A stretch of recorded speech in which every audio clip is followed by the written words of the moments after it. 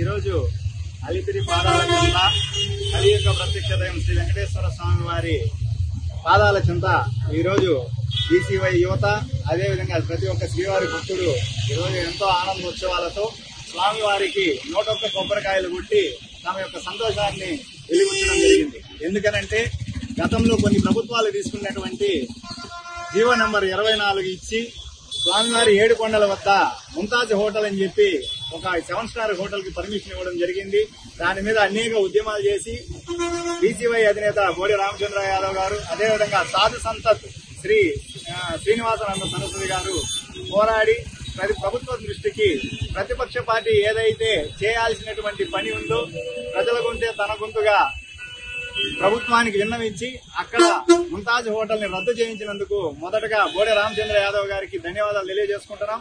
అదేవిధంగా సనాతన ధర్మానికి ఏ ఇబ్బంది వచ్చినా ఈ ప్రభుత్వం ఏర్పడి 10 నెలలలో ప్రజల నుంచి వ్యతిరేకత వచ్చిన వెంటనే దానిని వెంటనే రద్దు చేసినటువంటి రాష్ట్ర ప్రభుత్వానికి, గౌరవ ముఖ్యమంత్రి వర్యులు చంద్రబాబు నాయుడు గారికి, అదేవిధంగా పవన్ కళ్యాణ్ గారికి కూడా ప్రత్యేక ధన్యవాదాలు తెలియజేసుకుంటూ ఓం నమో వెంకటేశాయ.